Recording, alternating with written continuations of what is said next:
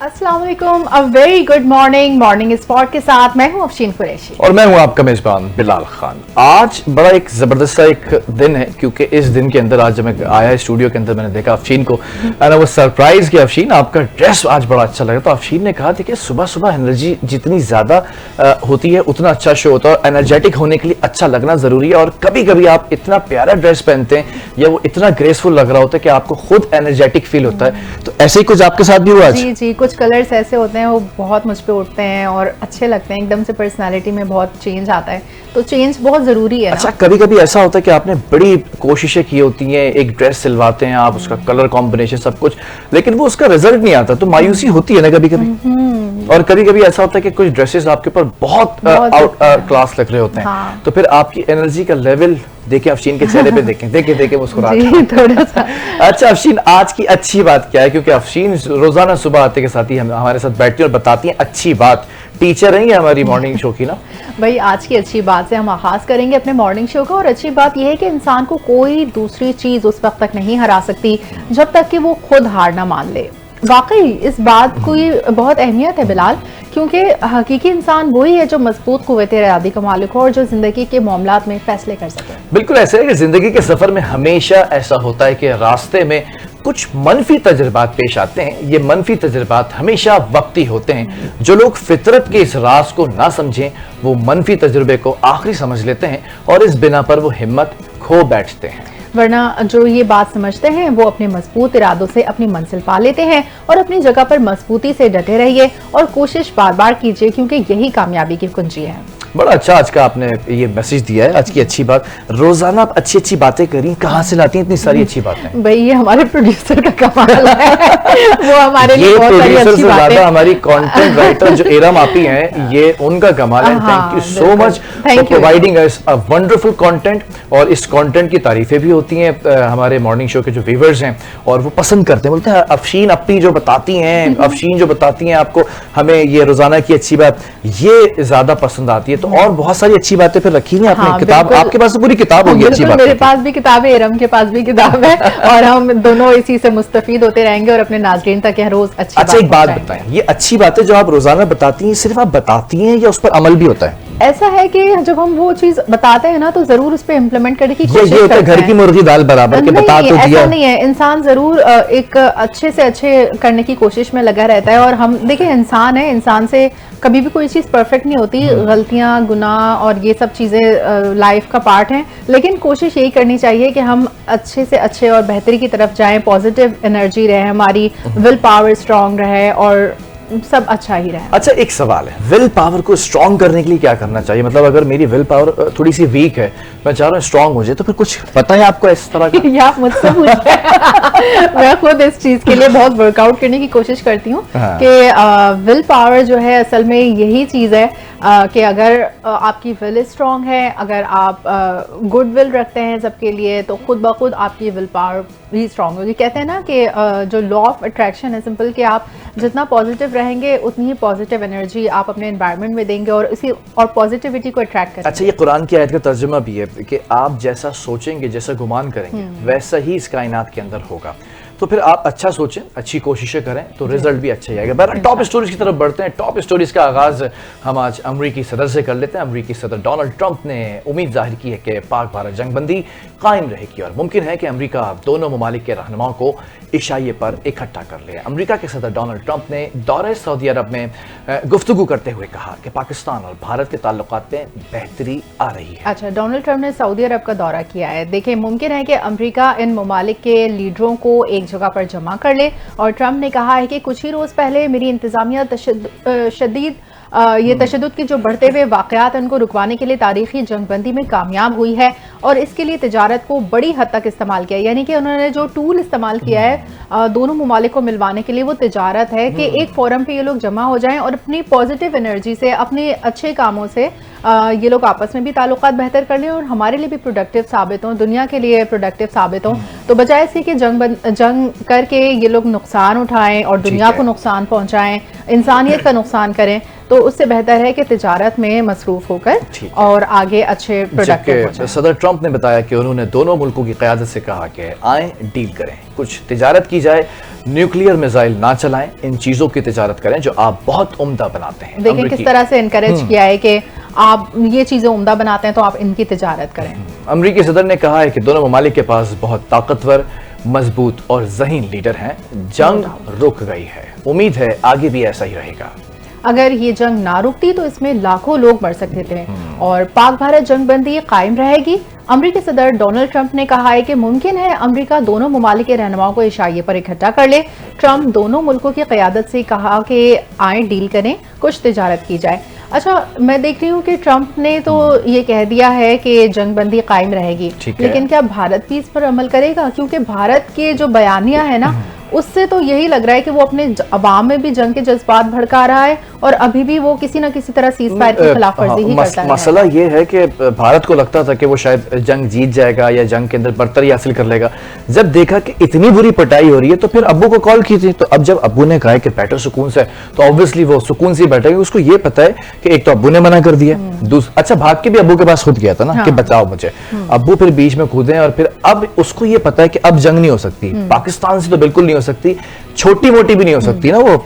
अच्छा, ये जो जंग है ना, इसमें सिर्फ दो ममालिक इन्वॉल्व नहीं होते, वो ममालिक भी इन्वॉल्व हो जाते हैं। जैसे जो जंग में भारत को जो ममालिक सपोर्ट कर रहे हैं, जो उनके ब्लॉक्स हैं वो उनको सपोर्ट कर रहे हैं, और जो पाकिस्तान के ममालिक हैं जो उनके ब्लॉक्स उनको सपोर्ट कर रहे हैं, तो उन सब ममालिक के दरमियान जंग बड़ी जबरदस्त बात है, which I really want to appreciate, के इस जंग के अंदर एक मुल्क की हिमायत हासिल हुई हमें, उसका नाम है बांग्लादेश। बांग्लादेश की हिमायत हासिल होना, आई वाज फीलिंग लाइक के 71 के बाद जो है, 71 के बाद अब जब इंडिया ने बड़ी कोशिशें की थी ना, वो कोशिशें अब आप देखें 24 में वो कोशिशें बिल्कुल सिफर हो गई। आज भी बांग्लादेश और पाकिस्तान दोनों एक दूसरे के साथ बगलगीर होकर खड़े हैं। इसी के साथ ये भी बताया हमको कि भारत ने पाकिस्तानी सिफारतकार को नापसंदीदा शख्सियत करार दे दिया है और उन्हें 24 घंटों में मुल्क छोड़ने का हुक्म भी दिया है। अच्छा, जो नापसंदीदा शख्सियत करार देते हैं ना, इसको हमने पढ़ा है कि पर्सोना नॉन ग्रेटा करार देकर उनको मुल्क बदर कर दिया जाता है या फिर उनको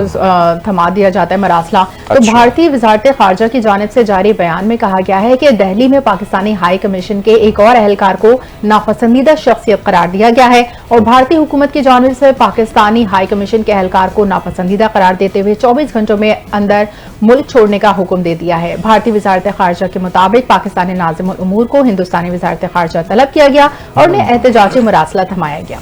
इसके अलावा वो कुछ कर भी नहीं सकते ना, मतलब लिमिट उनकी यही है कि अब यहाँ से मुल्क में से लोगों को निकालो, लेकिन आप अपने जो लोग हैं उनके दिलों से इन लोगों को कैसे निकालेंगे? हमारे सेलिब्रिटीज को कैसे निकालेंगे? हमारे ड्रामा आर्टिस्ट को कैसे निकालेंगे? हमारे जो डेलीगेशंस वहाँ पर मौजूद है सिफारतकार, उनको कैसे निकालेंगे? वो भी तो खैर वहाँ पर मुसलमान हैं, वहाँ पर जो लोग बैठे हुए उनको सपोर्ट करते हैं। हमने देखा कि एक बच्चे के साथ एक एंकर साहब सवाल करने की कोशिश करते रहे कि पाकिस्तान के साथ क्या करना चाहिए, इंतकाम लेना चाहिए। उसने कहा नहीं, क्यों लेना चाहिए? और इतनी बुरी पिटाई हुई है लफ्जों से। वो छोटा सा बच्चा था, टिंकू सा ना बिल्कुल, उसने इनकी जो है ना वो दुर्गत बनाई है। पूरी दुनिया देख रही है कि किस तरह से पाकिस्तान ने जवाबी कार्रवाई की है और उसमें फतह हासिल की है और हम 10 मई को यौम फतह के तौर पर मना रहे हैं अब, क्योंकि हमने जो ये ऑपरेशन किया है इसको हमने इसका नाम कुरान से तय किया है, हदीस से हमने बिल्कुल हदीस से इसके वक्त तयन किया है, शुरू बिस्मिल्लाह से किया है और खत्म अल्हम्दुलिल्लाह पे किया है। तो यौम फतह मुबारक हो पाकिस्तानियों, पाकिस्तान जिंदाबाद। बिल्कुल, अमेरिका, कनाडा और पाकिस्तान में भारत की स्पॉन्सर्ड दहशतगर्दी के शवाहिद मौजूद हैं। भारत आलमी दहशतगर्द मुल्क है। वजीर दिफा ख्वाजा आसिफ ने सियालकोट में मीडिया से गुफ्तगू करते हुए कहा है कि मोदी का भारत बैनुल-अक़वामी दहशतगर्द है। ख्वाजा आसिफ ने मजीद कहा है कि भारत अब पाकिस्तान पर हमला करने का सोच भी नहीं सकता। मोदी पर पार्लियामेंट के अंदर और बाहर तनकीद का सैलाब आया हुआ है। मोदी ने अपने खिताब में चीजों को समेटने की कोशिश की है, चीजें इतनी बिखर चुकी हैं कि मोदी समेट नहीं सकेगा। उन्होंने कहा है कि भारत में भी मोदी सरकार के दिन गिने जा चुके हैं और फैसला भारत के अवाम करेंगे। बिल्कुल, पाकिस्तान और भारत के दरमियान मुज़ाकरात में कश्मीर और दहशतगर्दी पर बात होगी। मुलाकात के एजेंडे में ये चीजें शामिल हैं, जबकि दहशतगर्दी एजेंडे का एक हिस्सा है। दुनिया खुद फैसला करे। उन्होंने ये भी कहा कि पूरी दुनिया से ज्यादा नुकसान पाकिस्तान ने उठाया। भारत के साथ मुज़ाकरात का दूसरा एजेंडा मसला कश्मीर है। बिल्कुल, इस पर भी बात होनी चाहिए। तीसरा, पानी के मसले पर बात की जाएगी। पानी के मामले को मुतनाज़ बनाने की कोशिश की गई है। तो देखें शुरू जो है जंग का आगाज किस तरह से हुआ, ये इंडस वाटर ट्रीटी पे हुआ। exactly. आपने देखा कि भारत ने ही जंग का आगाज किया है और अब भारत ही मजीद सीज फायर की भी खिलाफ वर्जी कर रहा है। तो जंग और अमन को खतरे में कौन डाल रहा है? भारत ही डाल रहा है। पाकिस्तान ने सिर्फ जवाबी कार्रवाई की है जिसका वो हक रखता है और बेफिटिंग रिस्पांस दिया है पाकिस्तान ने, मैं कहूंगी। और इस पाकिस्तान, मैंने कहा ना, इसमें और ममालिक भी इन्वॉल्व होते हैं, जैसे भारत के साथ उसके ब्लॉक्स इन्वॉल्व हो गए, पाकिस्तान के साथ पाकिस्तान के। तो पाकिस्तान ने इस जंग में 4 ममालिक को शिकस्त दी है। पाकिस्तान ने जो है इसमें जो राफेल तैयारा गिराया है उसके जरिए फ्रांस को शिकस्त दी है। पाकिस्तान ने इस जंग में ड्रोन्स गिरा के इसराइल को शिकस्त दी है और पाकिस्तान ने इस जंग में S-400 तबाह करके रशिया को शिकस्त दी है और फिर भारत की एयरबेसेस तबाह करके भारत को शिकस्त फाश दी है। बहरहाल चेयरमैन पीपल्स पार्टी की कुछ बात कर लेते हैं। बिलावल भुट्टो जरदारी से वज़ीर आला सिंध मुराद अली शाह की इस्लामाबाद में अहम मुलाकात हुई है, जबकि ज़राए के मुताबिक कुछ इस तरह की मुलाकात में पता चला है कि मनसूबा सिंध से मुतालिक मुख्तलिफ सियासी, इंतजामी और तरक्याती उमूर पर तफसीली तबादला ख्याल भी हुआ है। जी, तरक्याती मनसूबों में अमन अमान की सूरत हाल, बल्दियाती निज़ाम और विफाक से ताल्लुकात समेत दीगर अहम मामलात ज़ेर गौर आए हैं। बिलावल भुट्टो ने वज़ीर आला सिंध सैयद मुराद अली शाह को अवामी मसाइल के फौरी हल और शफाफ तर्ज़े हुक्मरानी को यकीनी बनाने की हिदायत की है और मुलाकात में सिंध के बजट और मालियाती उमूर से मुतालिक इब्तिदाई मुशावरत भी की है। बिल्कुल, पार्टी ने ज़राए से कन्फर्म किया है कि इसके मुताबिक दोनों रहनुमाओं ने आइंदा सियासी हिकमत अमली पर तबादला ख्याल भी किया है। मुलाकात खुशगवार माहौल में हुई है और बाहमी एतमाद का इजहार भी किया गया है। बिल्कुल, जब आपको इंटरनेशनल एरिना में इतनी इज्जत मिल गई तो आप डोमेस्टिक जो आपके इश्यूज है ना, फिर वो भी आप मिलजुल के तय कर लेते हैं और जो दीगर सियासी जमातें हैं वो भी एक पेज पर आ जाती हैं। एक चीज है, Bilawal Bhutto Zardari, if you talk about the young blood, तो काफी कॉम्पिटेंट है, इंटेलेक्चुअल भी और बहुत तेजी से पॉलिटिक्स के अंदर मैच्योर होते जा रहे हैं। इंटरनेशनल फोरम पर भी उनकी गुफ्तगू से, उनकी स्पीच से हमें इज्जत का मुकाम दिलाते हैं। इंटरनेशनल प्लेटफॉर्म पे कहा कि गुजरात का कसाई मोदी जो है वो इस वक्त इंडियन पीएम बनकर बैठा है। That was the moment. उन्होंने कहा कि जब उसामा बिन लादेन को आप दहशतगर्द करार देकर मरवा सकते हैं तो फिर मुशर्रफ गुजरात को क्यों नहीं, वो क्यों पीएम बना हुआ है, वो क्यों दहशतगर्दी कराए। तो उन्होंने बहुत अच्छी तरह से पाकिस्तान का अच्छा, मुझे बिल्कुल नाना का टच नजर आता है ना जुल्फिकार अली भुट्टो साहब, जिस तरह से पहले वजीर खारजा, फिर उसके बाद वजीर आजम एंड देन उसके बाद फिर पूरी एक लेगेसी उन्होंने चलाई है, पूरी एक कैंपेन थी उनकी, जो स्ट्रगल थी। उसके बाद हमने बिलावल भुट्टो को भी देखा कि वजारत खारजा के अंदर उनकी पूरी ग्रूमिंग करवाई है। आसिफ अली जरदारी साहब ने हिना रब्बानी के सुपुर्द कर दिया उन्हें कि आप इनको जो है वो ग्रूम करें, and now he is well groomed to represent Pakistan on international community और इंटरनेशनल स्टेजेस के ऊपर। तो which is a very good thing कि अगर इनका चांस अच्छा बन सकता है कि अगर पीएमशिप की बात की जाए तो देयर आर 3 पर्सन एक्चुअली। एक है मोहसिन नकवी साहब, all time favourite of mine, के वो आ सकते हैं, उनका पलड़ा बड़ा भारी है। Second person is Maryam Nawaz साहिबा। मरियम नवाज साहिबा भी पंजाब के अंदर जो सीएमशिप खेल रही हैं, दैट इज वेरी गुड माशाल्लाह। And third one is Bilawal Bhutto Zardari, बड़ा मैच्योरिटी के साथ साथ बिलावल भुट्टो, क्योंकि उनका जो एक यंग ब्लड है और जो उनकी पॉलिसीज हैं, जो जो उनका माइंडसेट, जिस और जो उनका वे ऑफ रिप्रेजेंटेशन है, जो उनकी स्पीच है, और हर लिहाज से ना वो इस वक्त, और फिर बाहर से पढ़े हुए हैं, तो तीनों ही हमारे पाकिस्तान को बहुत अच्छा प्रेजेंट करते हैं। तीनों ही बड़े कॉम्पिटेंट हैं और तीनों ही बड़े इंटेलेक्चुअल हैं, क्योंकि पीएमशिप की जो सीट है उस पर बैठने के लिए बड़ा एक आपको जो है ना वो स्ट्रेट फॉरवर्ड होना पड़ता है, कभी कभी डिप्लोमेटिक होना पड़ता है, क्योंकि आपके डिप्लोमेटिक ताल्लुकात दुनिया भर से होते हैं। Let's see who is gonna win the race. आगे बढ़ते हैं। और तुर्किया के सदर, जो कि हमारे दोस्त भी हैं पाकिस्तान के, रजब तैयब एर्दोगान ने बरादर पाकिस्तानी कौम के साथ अपनी हिमायत का वाज़ेह ऐलान कर दिया है। तुर्किया की काबीना के इजलास में खिताब करते हुए उनका कहना था कि पाकिस्तान और भारत के दरमियान जंग बंदी पर हमें खुशी है। हमने कश्मीर में वहशियाना दहशतगर्द हमले और पाकिस्तान पर मिसाइल हमलों पर वाज़ेह मौक़िफ़ का इजहार किया है। उन्होंने कहा है कि तुर्किया ने दोनों ममालिक के दरमियान इंतहाई खतरनाक सतह तक पहुंच जाने वाले तनाव को कम करने के लिए अनथक कोशिशें की हैं। अपने भाई वज़ीर आज़म शहबाज शरीफ को टेलीफोन किया है, उनसे अहम गुफ्तगू हुई है और रजब तैयब एर्दोगान ने मजीद कहा है कि तुर्किया बरादर पाकिस्तानी कौम के साथ इनके अच्छे और बुरे दोनों वक्त में खड़ा है। कितनी बड़ी बात है, जबरदस्त। टर्किश लोगों के बारे में एक बात मैं बताऊं, I have been to Turkey twice in my life.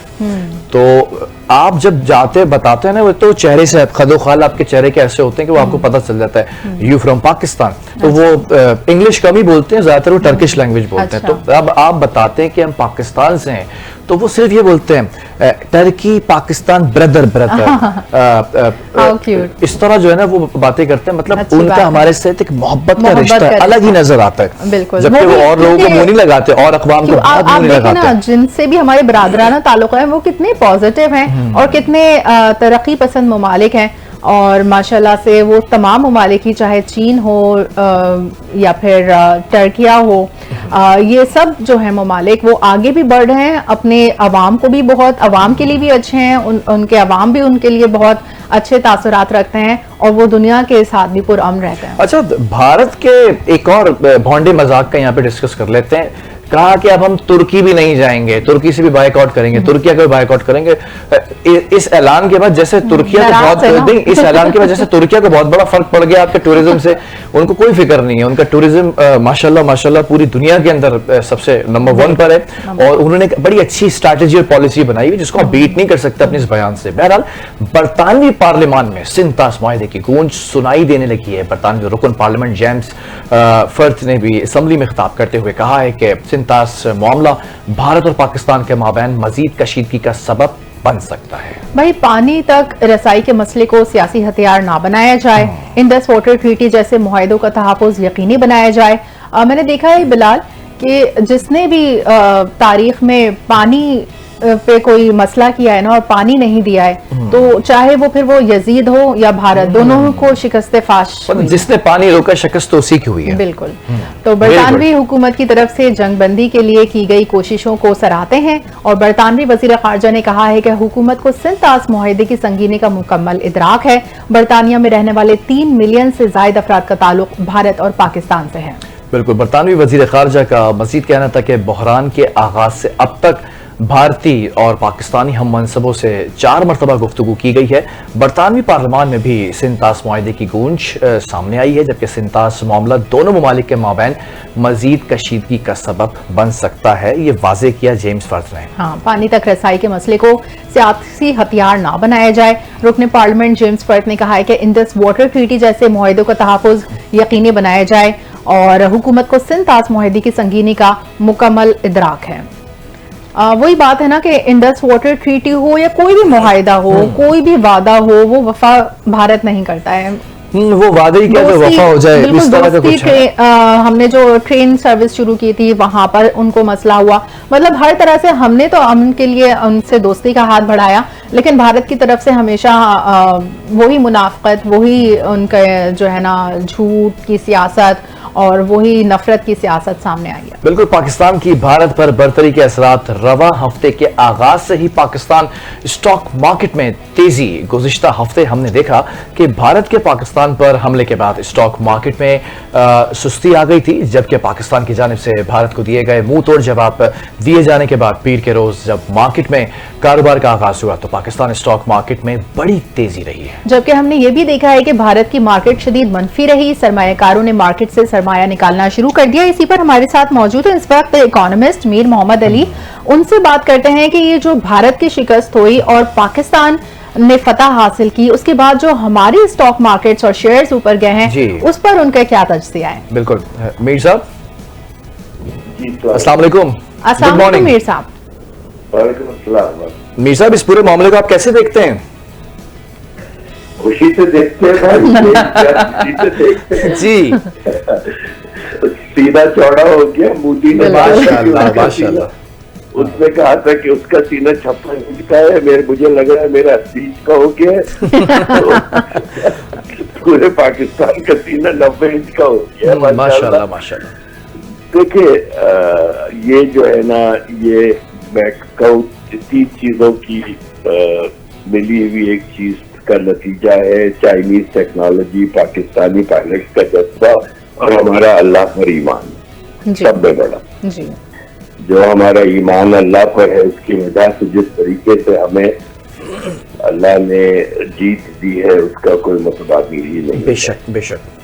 और हम एक देखिए, हमें चंद चीजें माननी पड़ेंगी। हम एक इकोनॉमिकली बहुत स्ट्रांग मुल्क नहीं है इंडिया के लिहाज से, तो एक छोटे मुल्क का इतने बड़े मुल्क से लड़के जीतना बहुत बड़ी चीज है। और उनकी जिस तरीके से जगहसाई पूरी दुनिया में हुई है, $26 बिलियन का उनको 2 दिन में लॉस हुआ स्टॉक मार्केट में, और $12 बिलियन फॉरेनर्स निकाल के ले गए उनके स्टॉक मार्केट से। और यहाँ पर हमारे पास 10,000 पॉइंट्स ऊपर गई मार्केट, और अगर वो सिर्फ जज्बाती तौर पे गई होती तो अगले दिन 4,000 पॉइंट नीचे आ चुकी होती, या आज आ चुकी होती, आज परसों का। बिल्कुल ऐसे ही है, मगर नहीं हुआ, इसलिए कि हमारी कंपनीज माशाल्लाह ग्रो हो रही हैं, उनकी अर्निंग्स बहुत अच्छी हैं, हमारी इकोनॉमी वापस ट्रैक पर आना शुरू हो गई है, अल्लाह का करम है, हमारा डॉलर स्टेबल रहा। सबसे बड़ी बात, स्टॉक मार्केट से ज्यादा जंगों के दौरान अपनी करेंसी की स्टेबिलिटी को देखा जाता है। बिल्कुल ऐसे है। ये डॉलर की क्या कीमत रही? बिल्कुल वही रही, आधा रुपया ऊपर नीचे हुआ बस। ठीक है। वरना खुदा न करे जंग के दौरान 280, 281 रहा, 278, 279 से 280 रहा ओपन मार्केट में। वरना खुदा न करे काकम बदहन जंग के दौरान 25-25, 20% डॉलर जो अब का रेट लोकल करेंसी के लिहाज से ऊपर नीचे हो जाता है, मतलब रुपया। मीर साहब, आपकी मौजूदगी का फायदा उठा लेते हैं। It's a pleasure to have you on board. Pakistan और IMF के दरमियान वीडियो लिंक के जरिए भी मुज़ाकरात शुरू होंगे, और मुज़ाकरात के अंदर ऑब्वियसली माली साल के बजट पर भी मुशावरत होगी। How do you see this thing? इस पर जरा मैं चाहूंगा कि आप रोशनी डालें। देखिए, IMF के साथ हमारे सारे मामला बेहतरीन चल रहे हैं। ठीक है। They are very happy with how we are progressing. Okay. So there is no doubt कि कोई खुदा न करे कोई गलत चीज होगी या कोई एक्स्ट्रा डिमांड्स होंगे। देखिए, IMF बुरे नहीं है। हमारे मुल्क में न सियासतदानों ने खामखा IMF को एक हवा बना दिया है। पिछले 50 साल में, 52 साल में हम 25 दफा उनके पास गए हैं, वो हमारे पास नहीं आए हैं। ठीक है। जब आप किसी से कर्जा लेते हैं और इतना बड़ा कर्जा लेते हैं और बार बार लेते हैं, तो जाहिर है वो अपने कर्जे को सिक्योर करेंगे। एक कॉमन सेंस की बात है। और वो सिक्योर कैसे करते हैं? जहां जहां खामियां हैं या कमियां हैं, वहां पर वो ये कहते हैं कि इनको पूरी करें ताकि उनके पैसे वापस आए। उनकी सब में बड़ी डिमांड रिफॉर्म्स की होती है हमेशा से, और ये रिफॉर्म्स हमें वैसे ही करने चाहिए अपने मुल्क के मफाद में। ये इसके बारे में तो कोई दो राय है ही नहीं। पिछले 10 साल से मैं कहे जा रहा हूँ, पाकिस्तान वो वाहिद मुल्क है जिसके पास 5 साल, 10 साल, 15 साल का कोई इकोनॉमिक प्लान नहीं है। और वो इसलिए नहीं है कि हम रिफॉर्म्स नहीं करते। हमारे पास स्टेट ओन्ड एंटरप्राइजेस है, जिसमें PIA भी हो गया या दूसरे भी हो गए, रेलवे हो गए, तो 182 स्टेट ओन्ड एंटरप्राइजेस जो लॉसेस में जा रही है। तो हमें उन चीजों को सही करना है, उनको प्राइवेटाइज करना है, एक्सपोर्ट पॉलिसी को बेहतर करना है ताकि हम वैल्यू एडिशन करके एक्सपोर्ट कर सके। टैक्स रिजीम में चेंजेस लेकर आनी है, सारे सैलरी क्लास के ऊपर हमने बर्डन डाला हुआ है, वो चीजें, बहुत सारी चीजें सही करनी है और जो इंशाल्लाह होंगी। अच्छा सर, अगर डोमेस्टिक पॉलिटिक्स की बात की जाए तो यहाँ पर टैक्स अदायगियों पर इनामी स्कीम का ऐलान किया गया है सिंध रेवेन्यू बोर्ड की जानिब से, जिनके चेयरमैन ने रिटेल सर्विस टैक्स अदायगियों पर इनामी स्कीम मुतारिफ करवा दी है। तो आप इस खुशाइन अमल को कैसे देखते हैं? देखिए, मुझे इसका इल्म तो नहीं है, मगर अगर किसी भी चीज से इंसेंटिवाइज करके ज्यादा टैक्सेस कलेक्ट किए जा सकते हैं तो मैं 100% उसके साथ हूँ। सही, बहुत अच्छी चीज है। अगर इंसेंटिवाइज करके टैक्स कलेक्शन, टैक्स बेस दोनों बढ़ाया जा सकता है तो हर वो चीज हमें करनी चाहिए जो किसी को हर्ट किए बगैर, खौफजदा किए बगैर टैक्सेस ले सके। हमारा प्रॉब्लम क्या है कि हम पाकिस्तानी एफबीआर से खौफजदा है, क्योंकि उनकी एक हिस्ट्री है कि जी जो उनके चुंगल में फंस गया बस फंस गया, ये ख्याल है आप लोगों का। सच क्या ये सिर्फ एक मिथ है मीर साहब? देखिए मिथ होगा, 80% मिथ होगा, 20% सच भी होगा।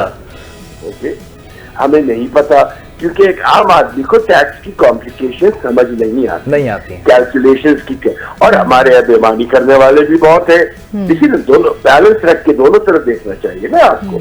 हमारे पास कैसे कैसे स्कैंडल्स निकलते हैं कि 10 अरब रुपए का टैक्स नहीं किया, 15 अरब रुपए का टैक्स नहीं किया।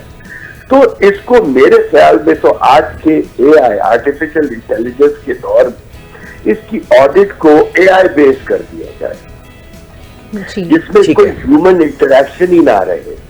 जब ह्यूमन इंटरेक्शन नहीं रहेगा तो लोगों का खौफ नहीं रहेगा। बिल्कुल ऐसे ही ट्रांसपेरेंसी आ जाएगी, ट्रांसपेरेंसी आ जाएगी। अमेरिका जैसे दुनिया के सबसे अमीर तरीन मुल्क में इंटरनल रेवेन्यू सर्विस जो है, जो उनकी एफबीआर है, वहां पे अब 67% ऑडिट जो हो रही है वो आर्टिफिशियल इंटेलिजेंस कर रही है। Yes exactly. तो इट्स अ गुड थिंग। जो दुनिया की अच्छी चीजें हैं वो हम अडॉप्ट कर ले, हमारी खराब चीजें जो है हम देख दें उनको। चलें, it's that simple. Governance is common sense. देखिए, जब आपके दिल में आवाम के लिए बेहतरी होगी जी, तो आपके अंदर अल्लाह भी अच्छे आइडिया डालेगा। बिल्कुल ऐसे ही है। ये उसका निजाम ही यही इसी तरीके से है। बहरहाल मीर मोहम्मद अली साहब, थैंक यू वेरी मच। इतनी सुबह सुबह इतने पॉजिटिव कमेंट्स पाकिस्तान के लिए, इकोनॉमी के लिए और पाकिस्तानी लोगों के लिए, so nice of you, thank you very much. Mir साहब हमारे साथ मौजूद थे और इकोनॉमी में बात हो रही थी। बहरहाल अभी भी कुछ खबरें ऐसी हैं जिस पर हम बात करते हैं, और वो खबरें ऐसे हैं कि मईशत के हर शोबे को अपना किरदार अदा करना होगा। ये वजीर खजाना मोहम्मद औरंगजेब ने कहा है, और उन्होंने ये भी कहा कि मईशत के हर शोबे को अपना किरदार अदा करते हुए गैर जरूरी तहफ़्फ़ुज़ के दौर का खात्मा जरूरी है। जबकि औरंगजेब साहब ने यह कहा कि सनतकारों और बरामद कुरंदगान के वफ्द की जो मुलाकात हुई है उसमें जिसकी क़यादत पाकिस्तान बिजनेस काउंसिल के साबिक चेयरमैन शब्बीर देवान कर रहे थे, तो उसमें सारी बातें सामने आई हैं। और मुलाकात में हुकूमत के टैरिफ में इस्लाहात के प्रोग्राम पर बातचीत की गई है। इस मौके पर वजीर खजाना ने कहा कि बरामदात पर मबनी तरक्की तरजीह है, यही मुआशी इस्तेहकाम के लिए वाहिद काबिल कबूल अमल है, और पैदावार में इजाफा और आलमी मंडियों की जानिब रुझान अपनाना नागुज़ीर है। उन्होंने ये भी कहा कि मौजूदा तहफ़्फ़ुज़ाती निज़ाम ख़त्म करना होगा ताकि मुसाबक़त पर मबनी मार्केट को फ़रोग़ दिया जा सके। वज़ीर आज़म ज़ाती तौर पर इन पॉलिसी इस्लाहात की निगरानी कर रहे हैं। तमाम स्टेक होल्डर्स की तजावीज़ को इस्लाहात के अगले मरहले में शामिल किया जाएगा। जी, उनका ये भी कहना था कि मालियाती अखराजात की बुलंद शरह, महंगी तवानाई, पेचीदा टैक्स निज़ाम जैसे मसाइल हल करना जरूरी है, और आइंदा विफाकी बजट को हिकमत अमली पर मबनी दस्तावेज के तौर पर तैयार किया जाए। तो ये एक बहुत पॉजिटिव सेंटिमेंट है कि इन्होंने टैक्स के मुतालिक इस्लाहात मुतारफ करवाई। पाक फौज के कराची के रहायशी नन्हे उस्मान अकील की ख्वाहिश पूरी कर दी गई है। पाक फौज ने कराची के रहायशी जो नन्हा उस्मान अकील है उसकी ख्वाहिश पूरी की। और कैसे पूरी की है? उस्मान कालसी के जो है वो इस कालसी के मौलिक मर्ज के अंदर मुब्तला है, जबकि नन्हे उस्मान ने पाक फौज में बतौर अफसर एक दिन गुजारने की दरखास्त की थी। हाँ, अब देखिए ना, बच्चों में भी कितने पॉजिटिव सेंटिमेंट्स आ रहे हैं अपनी पाक फौज पर। सबको फख्र है, पूरी कौम को फख्र है, और अब बच्चे भी, और जाहिर है, और ऐसे बच्चे जिनको जो कोई डिसेबिलिटी है, किसी प्रॉब्लम में है, किसी बीमारी में है, तो वो उनको इनकरेज किया जाना बहुत जरूरी है। तो ऐसे में पाक फौज सामने आई है, और बच्चे ने वालदा के हाथों कैप्टन के रैंक लगाए और पाक फौज के साथ दिन गुजारा।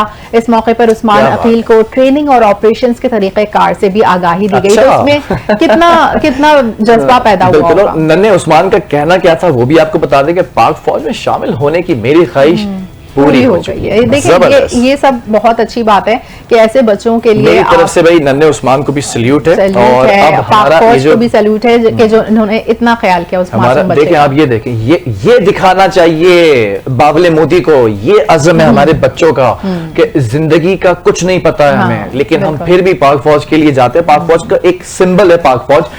वो सिंबल इसलिए है, हम इसलिए कह रहे हैं पाक फौज, क्योंकि मुल्क के दिफा की जब बात आती है सो वी स्टैंड आउट, हम स्टैंड आउट करते हैं। और बड़ी मजे की बात यह कि मुझे बड़ी पर्सनली खुशी इस बात की, which I just want to discuss over here. एक इज्जत है हर इदारे की, एक इज्जत है हर मुहिब्बे वतन पाकिस्तानी की। वो कुछ शरपसंद टोले ने ना शरारत करके, प्रोपेगेंडा करके पिछले कई सालों से उस इज्जत पर जो है ना वो कीचड़ उछालने की कोशिशें की, जो बहुत ज्यादा धुंधला हुआ शीशा। लेकिन आप देखें कुछ करना अल्लाह ताला का, he is the best disposal. अब देखें ना 9 मई के फौरन बाद अब हम 10 मई को यौम फतह मना रहे हैं। लेकिन अब आप देखें, जब वो कहते हैं ना वो तो इज्जत मंतशा, जब आपको इज्जत देनी होती है तो वो कुछ भी ऐसा करता है जिससे आपकी इज्जत बहाल हो जाती है। जैसे कल हमने आपको बताया था कि एयरफोर्स के रिश्तों की डिमांड फिर से बढ़ गई है और पाक फौज के लिए रैलीज निकाली जा रही हैं, तशक्कुर के डेज मनाए जा रहे हैं और फिर से सराहा जा रहा है हमारे गाजियों को, हमारे शोहदा को। अब आप ये बात नोट करें, जंग शुरू हुई, जंग खत्म हुई, सीज फायर हुआ, लेकिन जिसके घर का लाडला शहीद हो गया तो क्या वो वापस आ सकता है? नहीं आ सकता। जो गाजी हैं लेकिन जख्मी हैं, तो क्या उनके जख्म भरने में एक दिन में लगेगा टाइम? बिल्कुल टाइम लगेगा उनके जख्म भरने में, तो उनको याद किया करें। बिल्कुल। आगे बढ़ते हैं, एक और टॉप स्टोरी शामिल करते हैं। जिना अस्पताल कराची में गुर्दों के इन्फेक्शन के रोजाना 150 मरीज रिपोर्ट हो रहे हैं, जिसमें पानी की कमी, पसीने के ज्यादा इखराज और नमकियात जमा होने से शहरियों के गुर्दे मुतासिर हो रहे हैं और शदीद गर्मी शहरियों के गुर्दों पर वार करने लगी है। जिना अस्पताल में गुर्दों के इन्फेक्शन के केसेस में इजाफा रिकॉर्ड किया जा रहा है, जबकि शहर में जारी गर्म और मरतूब मौसम की वजह से जो गुर्दों के इन्फेक्शन के केसेस में नुमाया इजाफा रिकॉर्ड किया जा रहा है। इसी हवाले से हम बात कर लेते हैं। हसन औज हमारे साथ मौजूद हैं। डॉक्टर साहब अस्सलाम वालेकुम, वेरी गुड मॉर्निंग। वालेकुम सलाम। डॉक्टर साहब क्या हाल है? मैं बिल्कुल ठीक हूँ, आप बताएं। मैं भी ठीक ठाक हूं। जरा इस पर बात कर लेंगे, ये इन्फेक्शन इतना तेजी से बढ़ रहा है, इस इन्फेक्शन को बढ़ने की कोई खास वजह है? मौसमी तब्दीली है? What do you see? Urine infection जो होता है वो ये सिर्फ अभी गर्मियों में अभी जो खबर आई है कि बढ़ रहा है, ये अभी तो बढ़ रहा है, लेकिन वैसे भी ये राउंड द ईयर ये रहता है हाई।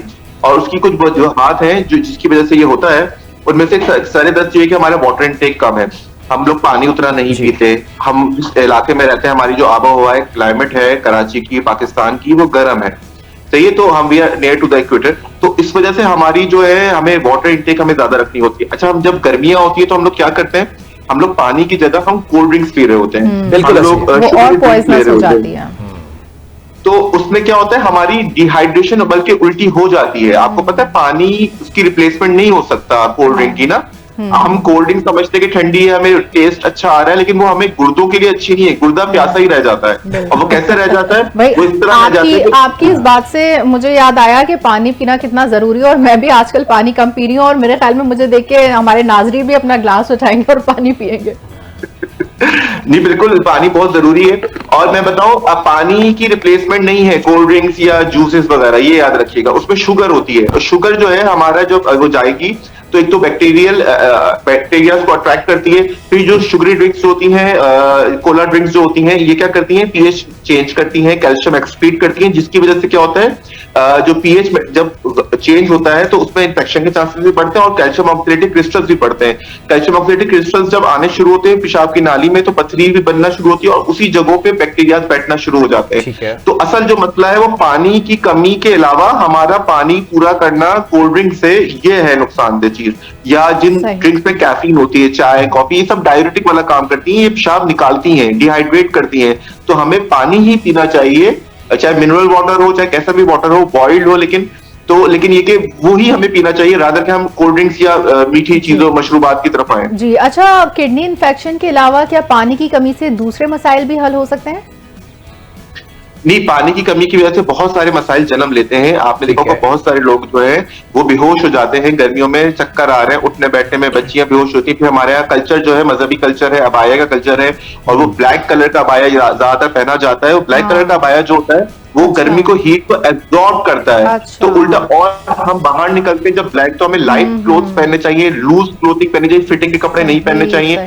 फिर हमारे जो, आपको पता है पानी की कमी है शहर में, तो मसला ये होता है, और फिर जहाँ है ज्यादातर बोरिंग है, तो हमें अपने जिस्म है उसको साफ सुथरा रखना चाहिए। क्योंकि हमारे, अगर हम सही तरह अपना वॉश नहीं करेंगे, अगर अपने ऑर्गन्स वॉश नहीं करेंगे, तो वो जो है उसकी वजह से भी, जब हम वॉशरूम जाते हैं अगर सही तरह वॉश नहीं करेंगे तो फिर इन्फेक्शन के चांसेस बढ़ते हैं। तो हमें अच्छे से वॉश करने, क्योंकि पसीना इतना आता है, ऑयल इतना आता है, तो इन्फेक्शन बैक्टीरिया एक्यूमुलेट होना शुरू हो जाते हैं पसीने की वजह से। अपनी प्रॉपर ट्रिमिंग करें, ऑर्गन्स में जहाँ हेयर्स आ रहे हैं वॉश रखें अपने आप को दिन में 2 से 3 दफा, और अपने कपड़े जो है लाइट कलर के पहने, लूज क्लोथिंग पहने, ताकि इन्फेक्शन के चांसेस कम हो। सही। बहरहाल जरा सा ग़िज़ा के हवाले से बताइएगा कि क्या किन चीज़ों का इस्तेमाल किया जा सकता है, क्योंकि हम देखते हैं कि बड़ी रोगनी हम ग़िज़ा रखते हैं। ऑब्वियसली अगर हम कराची की बात कर लें और if you talk about metropolitan cities, तो वहाँ पर ज़्यादातर ट्रेंड ये है कि रात को लेट खाना खाना है और फिर वो रोगनी ग़िज़ाएँ ज़्यादातर खाते हैं। डू यू प्रेफर कि इनको खाना चाहिए ज़्यादा? गर्मियों में नहीं खाना चाहिए, क्योंकि देखिए गर्मियों में हम देखिए, सर्दियों में हमारा मेटाबॉलिज्म जो होता है ना हाई होता है, हमें उसमें ज्यादा एनर्जी चाहिए होती है अपने आप को गर्म रखने के लिए भी, क्योंकि सर्दी होती है। लेकिन गर्मियों में हमें फैट हमारे डिसॉल्व हो रहा होता है, तो हमें फैटी चीजों से इज्तनाब करना चाहिए। मौसम के जो फल है, वाटरमेलन्स आए हुए, वो इतने अच्छा इलेक्ट्रोलाइट आपको देते हैं, इतना ज्यादा उसमें आपको पोटेशियम, सोडियम, कैल्शियम सब चीजें मिलती हैं आपको, तो वो आप अगर रोजाना तरबूज खाएं तो यू विल फील फ्रेश। फास्ते का शरबत, तरबूज का शरबत, ये पिए, ये मौसम के फल हैं, इनको आप यूज करें रादर के हम आर्टिफिशियल चीजों की तरफ आए। अच्छा। दही का इस्तेमाल करें, आप दोपहर में लंच ना करें, दही खा लें सिर्फ, उससे आपको बहुत अच्छा महसूस होगा, क्योंकि हमें इसमें हल्का ग़िज़ा खानी है जो आसानी से हजम भी हो जाए और हमारे जो अच्छा डॉक्टर साहब ये बताइएगा कि मैदे में गर्मी की वजह से जो चेहरे पर दाने निकल आते हैं उसका क्या इलाज है, शॉर्ट एंड प्रिसाइज? ये बड़ा पर्सनल क्वेश्चन लग रहा है मुझे। खवातीन का सबसे बड़ा एक पर्सनल क्वेश्चन यही है। डॉक्टर साहब प्लीज इस पर कॉन्सेंट्रेट करें और अच्छा सा जवाब दें प्लीज। जी मैं इसका जवाब देता हूँ। एक्चुअली जो हमारे एक्ने आती है, ये दाने आते हैं, उसके हार्मोन से हमारा बहुत ताल्लुक होता है। फिर उसका हमारी स्किन टाइप से बहुत ताल्लुक होता है। जो बच्चे बड़े हो रहे हैं, बलूगत की तरफ आ रहे होते हैं, आपने देखा होगा 16 से 25 साल तक के जो बच्चे होते हैं उनके दाने ज्यादा होते हैं, फिर उम्र के साथ कम हो जाते हैं। नहीं, अगर आगे इससे भी आगे एज हो तो उसमें भी अगर एक्ने स्किन नाजुक होती है, स्किन पे बैक्टीरिया अटैक करते हैं। फिर हमारा मेकअप की क्वालिटी कैसी है, वो हम कैसा यूज कर रहे हैं, जहां से आप फेशियल करा रहे हैं वो लोग कौन से वो लोग कितने क्लीन है, वो हाइजेनिक। अच्छा, अगर इसमें हार्मोनल इशू है तो उसका क्या इलाज है? हार्मोनल इश्यूज जो है यूजली खवातीन में आजकल आ रहे हैं, पीसीओज बहुत आ रहे हैं आजकल। आपको पता है अंडेदानी पे सिस्ट जो है बहुत कॉमन है आजकल बच्चियों में। तो ये पहले नहीं होता था। गांव में अगर जाएंगे तो उधर शायद ना हो, शहरी लोगों में बहुत है, क्योंकि हमारे आर्टिफिशियल डाइट है, आर्टिफिशियल लाइफस्टाइल। सही, ठीक है। और उसमें जो है क्या कहते हैं, हमें अगर हम हार्मोनल इश्यूज, हमें थायराइड का इश्यूज बहुत कॉमन है आजकल, और अपने अल्ट्रासाउंड पेल्विस कराना चाहिए हमें, ताकि देखिए अगर हार्मोनल इश्यूज आ रहे हैं तो हम अपना एफएसएच, एलएच, इंसुलिन लेवल करा के गायनेकोलॉजिस्ट से मशवरा करें। अच्छा, ठीक है। बहरहाल बहुत शुक्रिया Hasan, thank you very much कि सुबह सुबह इतने अच्छे सजेशंस देने के लिए। God bless you doctor Hasan, आज हमारे साथ मौजूद थे और बड़ी अच्छी एक कॉन्वर्सेशन हो रही थी अबाउट इन्फेक्शन। और अब कुछ हमारे पास और भी खबरें हैं जी। आपकी पसंदीदा खबर है बिलाल, आपको चाय बहुत पसंद है, तो चाय पीना पसंद करते हैं आप, तो इसका ये फायदा जरूर जान लेना चाहिए कि अगर आप चाय पीना या चॉकलेट खाना पसंद करते हैं तो अच्छी खबर आपके लिए ये है कि इनसे लुत्फानंदोज होना आपको एक जानलेवा मर्ज से तहफ़्फ़ुज़ फराहम करता है। कौन से मर्ज से? चाय पीने या कुछ मिकदार में चॉकलेट खाने से ब्लड प्रेशर की सतह में कमी लाने में मदद मिल सकती है। और ये बात बरतानिया में होने वाली एक तिब्बी तहकीक में सामने आई है। सेरी यूनिवर्सिटी है, उसकी तहकीक में दरियाफ्त किया गया है कि चाय, सेब, चॉकलेट और अंगूरों में पाए जाने वाले फ्लोरिनाइड्स नामी मुरक्कबात खून की शरियानों की सेहत और ब्लड प्रेशर की सतह को बेहतर बनाते हैं। ओके, इस तहकीक के दौरान 145 तहकीकी रिपोर्ट्स का तज्जिया भी किया गया, पर दरियाफ्त ये हुआ है कि ग़िज़ाओं के ज़रिए इसको बदन में जो है वो बनाने से ब्लड प्रेशर की सतह में कमी आती है, तो नॉर्मल रहता है, मॉडरेट रहता है आपका ब्लड प्रेशर। ख़ासतौर पर ऐसे अफराद को ज़्यादा फ़ायदा होता है जो हाई ब्लड प्रेशर के शिकार होते हैं या उनका ब्लड प्रेशर मामूल से ज़्यादा होता है। जबकि ख्याल रहे कि हाई ब्लड प्रेशर के अक्सर जो मरीज़ होते हैं इस बात से लाइल्म रहते हैं कि वो इस मर्ज का शिकार हो चुके हैं, और इसी वजह से इससे खामोश कातिल भी कहा जाता है। बिल्कुल, हाई ब्लड प्रेशर एक बहुत बड़ी बीमारी है और आपका जो सारे हार्मोन्स लेवल हैं, आपके केमिकल्स हैं, आपके जो बॉडी में ब्लड प्रेशर है वो सब नॉर्मल रहना चाहिए। अच्छी बात बताई आपने। अच्छा, हाई बीपी, कुछ ऐसे भी लोग होते हैं जिनको देख के आपका बीपी हाई हो जाता है, उनके लिए क्या करें फिर? बस उनके सामने चाय पीना शुरू करें। बस उनके लिए हाँ बिल्कुल, उनके सामने चाय पिए, क्योंकि हमारी टीज फैंटास्टिक, आपको तो पता है, चाय तो हमारी मशहूर है और चाय मशहूर है। ठीक अच्छा, है। ये जुमला किसी को बहुत बुरा लगता है, पता है, जो पड़ोसी है ना उनको बहुत बुरा लगता है पड़ोसियों को कि अगर हम चाय के अपनी पत्ती की तारीफ कर लें, चाय की तारीफ कर लें, दूध दूध पत्ती वाली चाय की तारीफ कर लें। अच्छा बिलाल, यहाँ पर वक्त हुआ एक ब्रेक का, अच्छा। और हमारे पास जो अब नेक्स्ट सेगमेंट में गेस्ट हैं वो बहुत जबरदस्त Yes, और the उनके final, बारे में भी हम आपको the wait is over, और ब्रेक के बाद हमारे साथ वो सूरमा होंगे, वो जो है वो जवान होंगे जिन्होंने एक तरफ तो भारत और पाकिस्तान की जंग थी ना, जिसके अंदर हमने देखा कि पाक अफवाज ने फतह हासिल की, उसी दौरान दूसरी तरफ हमने देखा कि एक ऐसा बॉक्सर जो सिंध पुलिस से ताल्लुक रखता है, शहीर आफरीदी, उसने इस वक्त इंडिया के, भारत के बॉक्सर को चारों शाने चित कर दिया। और क्या कहानी थी वो उनसे जानेंगे। ब्रेक के बाद स्टूडियो में हमारे साथ मौजूद होंगे शहीर आफरीदी। छोटा सा ब्रेक। Stay with us.